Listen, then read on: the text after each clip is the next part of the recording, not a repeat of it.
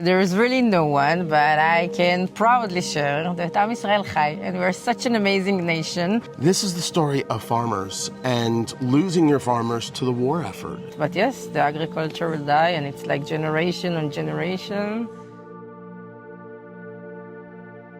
So this is part of Moshav Ahihud, which is in the northern part of Israel, not too far from the Lebanese border. These are tomato plants. My Hoosier friends, they knew these were tomato plants. They just can't believe I'm near the tomatoes. The farming industry in Israel has just been ravaged because of this war, the attack from the Hamas terrorists, the murder of 1,300 Israelis, and of course, those who have been put in captivity for well over 100 days. What has happened is, because of the war effort, farmers, they're on the front lines. They're working with their units. They're dispersed all over Israel. And what's happening is that the tomatoes aren't getting picked, which means food is quite literally rotting on the vine. That leads to not only an economic disaster, but for people who want to talk about humanitarian disasters, as we're told, there's not even enough tomatoes to satisfy the needs of Israelis. And you say to me, Tony, it's just tomatoes. It's much more than just tomatoes. Here at Moshav Ahihud, Yes. it's tomatoes. We're in the greenhouse. What is amazing is I'm sweating. Savannah's not. You were evacuated an hour away. Yes, I'm evacuated 1 hour away from the partnership region, from the Western Galilee to Israel Valley. And how long will that be for? We're already there since October 8th, and they told us July. They told you July. For now, July. Maybe it will take longer. So it could be extended. This is the story of farmers and losing your farmers to the war effort. They're sent down to Gaza. They're dealing with Hezbollah to the north. They're protecting other regions. You've got Jordan across the way. What is happening to the tomatoes? What's happening to the farms? So, like here, I can say about our region that we have 8 settlements that they are evacuated.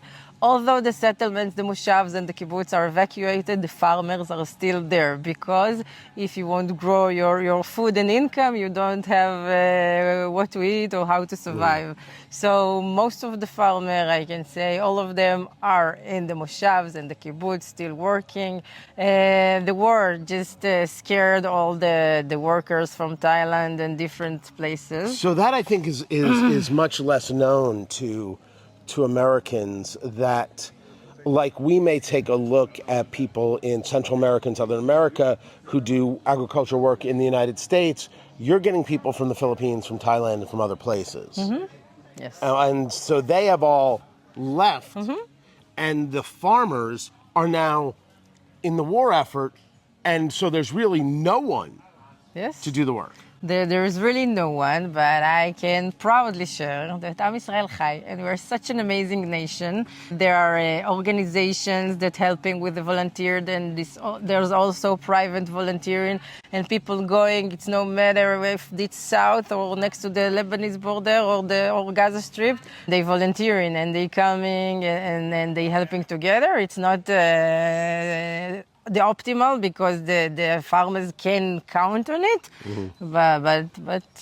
but we're succeeding and they're succeeding. What is the future of the farms, the short-term future over the next 6 months? Because it's already been 5 months. When we get to July and we're still dealing with Gaza, you're dealing with Hezbollah, as everyone discusses, you will deal with Hezbollah. Does this all disappear? I hope that, I hope not. I hope, I pray. But maybe. This is a big question. If, for God forbidden, Hezbollah will start and the farmers won't have any choice just to abandon and then leave, then yes. I don't even want to think of this option, but yes, the agriculture will die, and it's like generation on generation. One of the reasons I wanted to come to Israel was to tell the stories that weren't being told. We all hear from American press about the poor, innocent Gazans, and we should be clear, there are people dying because it is a war. But the numbers from Hamas that keep getting quoted by American media and American progressive politicians are in no way true and don't comport with what would be evidence in terms of cemeteries, in terms of hospitals. Their numbers are bunk.